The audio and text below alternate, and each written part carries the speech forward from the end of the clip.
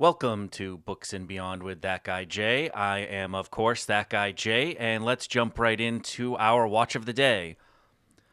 Today's watch of the day is actually a replica of a World War II field watch. This is the watch that would have been issued to all soldiers during World War II. It was one design that was manufactured by multiple American watch companies of the time. Belova comes to mind, Hamilton comes to mind. And I would say that field watches in general are my favorite type of watch, and the World War II era ones were the first ones that really kind of drew me into watches. There are many working examples of this watch out there. They were a little bit out of my price range when I first got into watches, but someday I would absolutely love to own a vintage 1940s World War II military issued field watch. But for now, I really enjoy wearing this replica. It looks almost exactly the same, slightly more modern materials, and it was one of my first watches. I got this for about $35 off of eBay, brand new. Let's get into the main topic of today, and this is probably my longest running hobby slash interest, whatever you want to call it, and that would just be the general realm of cars. For as long as I can remember, I have loved all things cars. I have loved pretty much everything with an engine. Many other little kids was obsessed with my Hot Wheels, and I collected all of them, and I knew all the different makes and models at a very young age.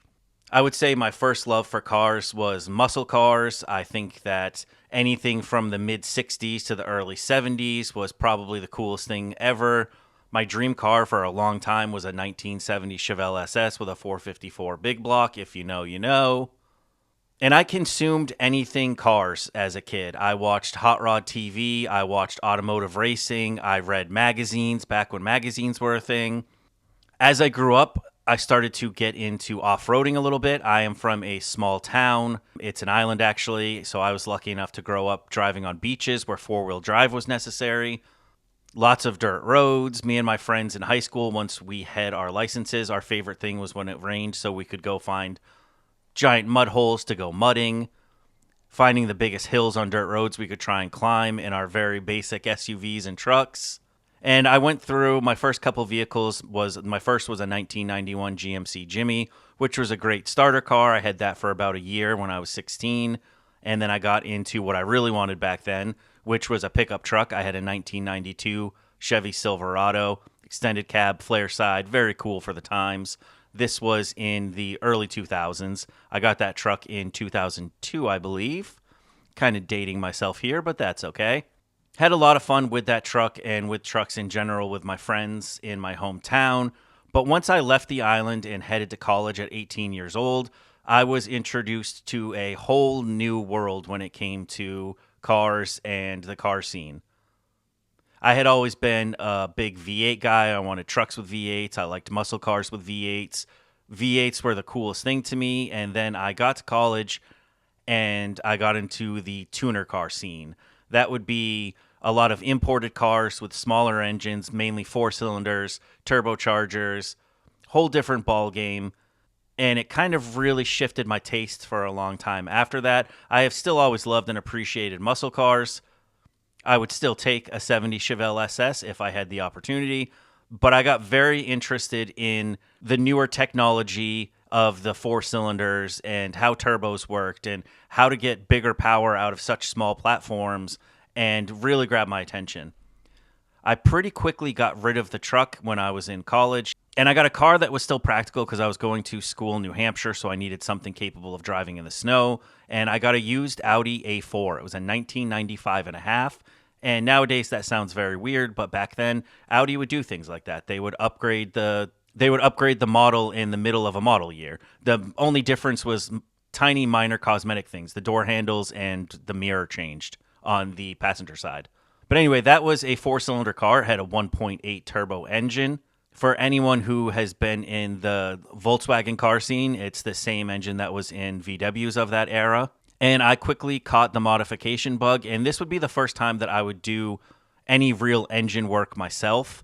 Up until that point, my truck, anything on it was mostly cosmetic or audio related. In the late 90s, early 2000s, the big thing was putting a head unit in your car so you could have a CD player and having large subwoofers. I definitely did that. My hearing's probably paying for it now, 20-something years later, but it was a good time. But like I was saying, I started doing small modifications on the Audi and doing work myself. And that's when I discovered not only appreciating looking at cars and watching cars, but actually wrenching on cars myself. I found that I really enjoyed doing that. My roommate had a Camaro at the time, and a bunch of our friends were into the car scene. And we would be in the college parking lot with basic tools that we got at Walmart, putting modifications on each other's cars and helping each other try different things. Eventually, I got that car to a pretty solid point. I didn't do it myself. I actually had to have a shop do it, but the guy, he was a small independent shop, and he kind of showed me the ropes with it, but I got the suspension done on the car. I got racing springs and shocks. I got aftermarket wheels and tires. I had an exhaust at that point. I had a short shifter because it was a stick shift. I had done all of the basic things. And after about a year of reading on the forums, because that's what you did back then, I decided to tackle kind of a larger job. And I bought a bigger turbo used off of someone on one of the forums. And over the summer break between my freshman and sophomore year, in my grandfather's garage with no lift, with limited lighting, I decided to tackle trying to put a bigger turbo on a car by myself for the first time. It was supposed to be a few-hour job, but the way things go with cars, it turned into an all-day project for me. My father ended up coming, and he was a mechanic for many years. He owned his own shop. He was more familiar with American cars, but he gave a helping hand in the areas that he could and pointed out little things that might help, and we eventually got it done. And I was so proud of that car. I was so proud of that build. It was my first time modifying a car. It was my first time doing things myself, and that was a really fun car. Compared to modern cars, the cars that we had back then would probably be considered slow by modern standards, but for its day, it was quick. It handled really well. It looked really nice. I was absolutely in love with this car. And this cemented my love for modifying cars and really set the tone for probably my main hobby and the main thing that I spent money on for the next 8 to 10 years. I was really hooked. So, like I said, I absolutely love this car, but things went wrong very quickly. I had left college to join the Navy, and I was just waiting to go to boot camp. I had a couple months in between, but I was visiting my old school, visiting my friends, kind of hanging out for one last weekend before I was going to be going away. And we did what we normally did. Everybody got in their respective cars, and we went out for a cruise. And, of course, that involved some highway runs of potentially going a little over the speed limit. Mom and Dad, if you're watching this, no, I didn't. I was only going the speed limit. I would never, ever race or speed. I was the goodest boy. But I was on an on-ramp to the highway, luckily only going about 25 miles an hour, and the right rear wheel locked up, and the car had to be towed to the dealership. And I had become friendly with someone that worked at the dealership, and he called me the next day, kind of in a panic, and he was like, "You need to get here now." And I was like, "All right, what's going on?" He was like, "Your car was in an accident." I was like, "I know, I was rear-ended a couple weeks ago, but it's only cosmetic. They just scratched my bumper." He was like, "No, you need to come look at this." So I went and I looked at the car on the lift, and when taking it apart to diagnose what went wrong with the rear end, they discovered that this car had a lot of parts from a junkyard on it. These parts were not visible from looking underneath the car. You actually had to get up under there, take some stuff off to see it. And I had bought this car certified pre-owned, so this shouldn't have been an issue. I was now left in a difficult situation. It had been over a year, and the dealership wouldn't take it back. And I was roughly 6 to 7 weeks out from boot camp, and I wasn't really in a position where I could get into a lawsuit. That would have delayed me being able to go to boot camp, and that wasn't something I was interested at the time. So I had to cut my losses with this car. I got it fixed so that it was working, and I traded it in. I took quite a hit on this. Financially, it was not ideal, but it got me into another platform that even expanded my enjoyment in this hobby, and that was a Dodge SRT4. It was my first brand new car. It was a 2004. I still remember I bought it with 6.7 miles on the odometer. I only had about a month with this car before I went to boot camp. Barely broken the engine, but already knew that I was in love with this platform. It was a somewhat controversial platform amongst my friends and amongst the car community. It was essentially a Dodge Neon with a very souped up engine. But this car made me kind of fall in love with the idea of the underdog platform. It competed with cars that cost much more money than it. It was very fast for its price range. But like I said, I only had about a month with it, barely got to enjoy it. And then I went to boot camp and did the whole boot camp thing, which was not a great time, but got through it, as you do. And I ended up in Pensacola, Florida for my A school in the Navy, which was going to be about 6 to 8 months. So we were allowed to have vehicles. My dad was nice enough to drive it from Massachusetts to Florida for me. And from there, I truly got hooked into cars. I was already super into it, but this car really cemented it. Being in Florida, where the car scene is massive, especially the tuner scene at the time, this would have been in 2004. The Fast and the Furious movies, I think they were already past the second one. So the car scene was absolutely massive. I became friendly with some of the guys in my barracks that were into cars because naturally that's what you would do. I had friends with modified Hondas, Acuras, Mustangs. And our favorite thing to do when we weren't in school or training was just go out cruising our cars. We probably did more street racing than we should have, considering we were in a school that would have kicked us out for one minor infraction. But we did what we did. And slowly over time, a lot of my paychecks went into making this car better, making it faster. And I did some of the work myself, but we weren't really supposed to be working on them on base. So I had to have shops do it, but I became friendly with the shops where they would let me help. And it was a really fun process. It was a really fun time in my car scene life, if you will. And I owned that car for 3 years, which for me was a long time. I've owned a lot of cars. I've probably owned too many cars. And over that several years, I did so many things with that car. I did all of the modifications I could, short of upgrading the turbo. I took it to the drag strip. I took it to different car meetups on a regular basis. Like I said, I did a little bit of street racing with it. This car actually really gave me the opportunity to kind of see what the car scene was all about, to meet people at large car meets, to find out that there's a whole community in person, not just on the online forums, which I had mostly been doing before that. I got to meet people in real life. I got to become friends with people in real life, to the point where even when I sold the car, I became great friends with the guy who bought it and kept in touch with him for years. And that's a lot of how I spent my 20s, was wrapped up in the car scene. I got rid of that car in, I believe, 2008. I would have been somewhere right around 24 years old. I didn't want to have a car payment anymore. I was looking to save money and kind of move forward with my life. But it didn't get me away from cars. All I did from there was get rid of a new car with a car payment and just buy older cars that I could work on. And at one point, I had 2 Mustangs at the same time. I had a 1989 Fox body notchback Mustang that was heavily modified. And then I also had a 98 Mustang GT convertible that was more of the daily driver. And I worked on both of these cars for years, doing basic upgrades, all of the common Mustang things. And I think one thing to note about this is that with every car was a slightly different period of time in my life, and each period of time took place in a different location. I am someone that has moved a ton in my adult life. I went to college in New Hampshire. After that, I was in the Navy, and I was in Pensacola, Florida for A school. I ended up being stationed on an aircraft carrier out of Virginia Beach, so I was in Virginia Beach for a bit. Ended up going back to my hometown after that, and that's where I got back into the Mustangs. I then got out of the Mustang scene when I wanted to leave the island again, and I needed something a little bit more reliable, a little bit more friendly for the highways and for gas mileage. So I got back into the tuner scene, and I got into the Volkswagen scene. And from there, that took me to New Jersey, and I was going to college in Manhattan, and I met a bunch of kids into VWs in college and fell into that car scene.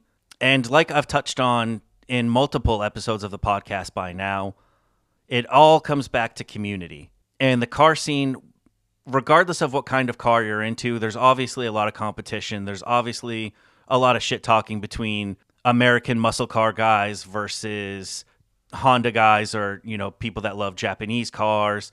And for the most part, it's friendly banter. At the end of the day, everybody will go to the same car meets. Everybody gets along. Everybody has fun together. And it really is such a large, expansive community where you can niche down and really find your people. I've kept in touch with people that I knew from 20 years ago from the car scene.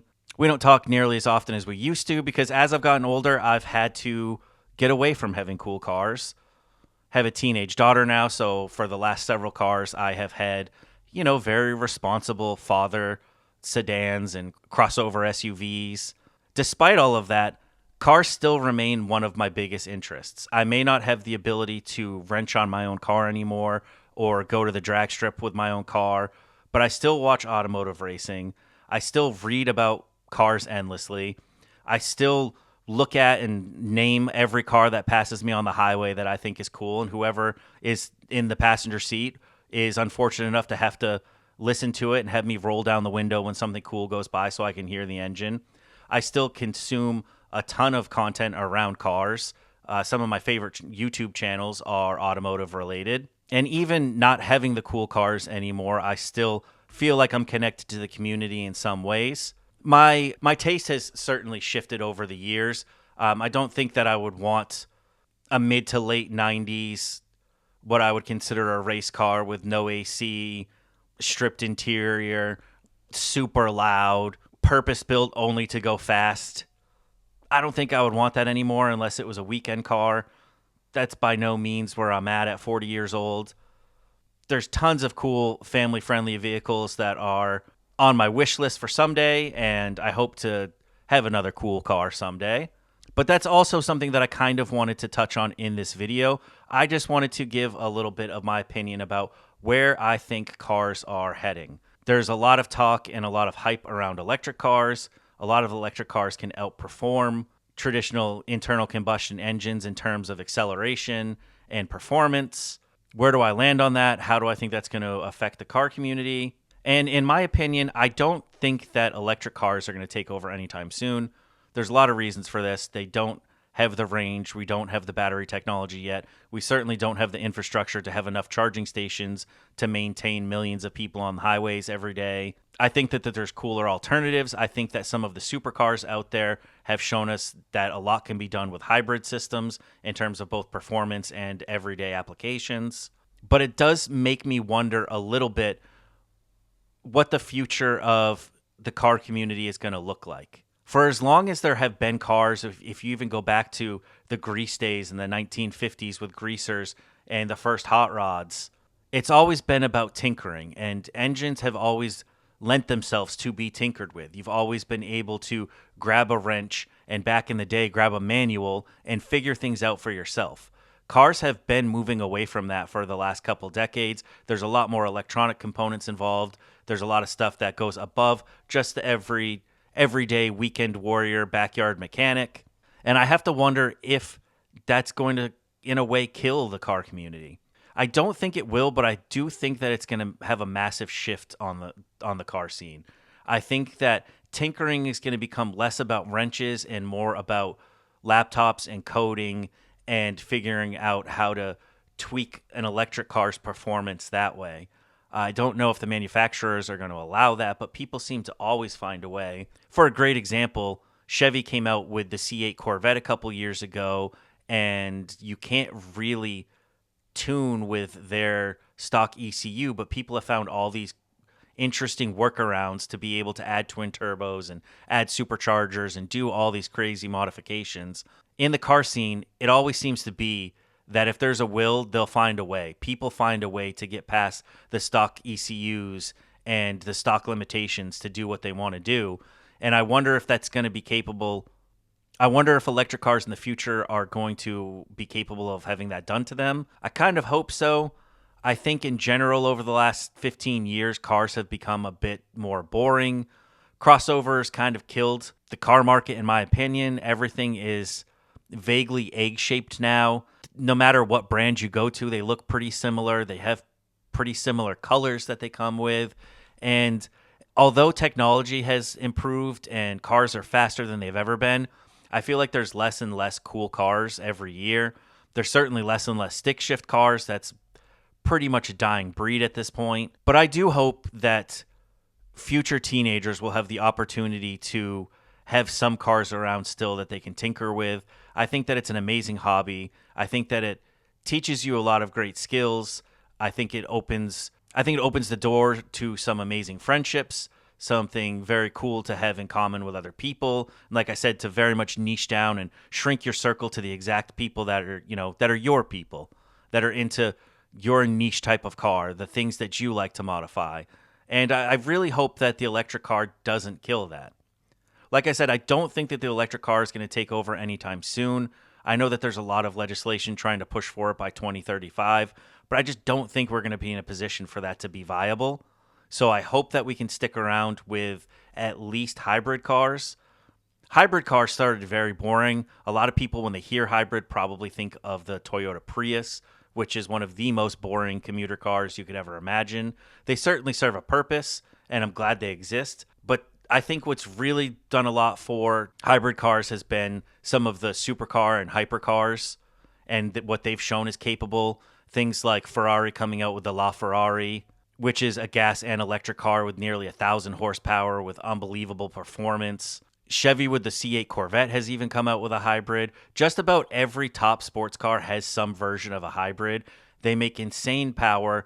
They're unbelievable high performance cars. They really are pushing the limits of what vehicles can do on a track in a straight line. It's really fun to see that type of stuff being integrated. So I hope that we continue more down that path than fully electric. But in that regard, only time will tell. Was that a nod to watches, my other hobby? Yes, it was. Yes, I am that cliche and went for that joke. Had to be done. But I think no matter where the car scene ends up going, I will always be a fan of it. I will always be looking for ways to get back into it. I will always be consuming content related to the car scene and the automotive world. I will always be watching automotive racing. This has been a lifelong hobby for me, and I think it will always be a hobby for me. I don't ever see it going anywhere.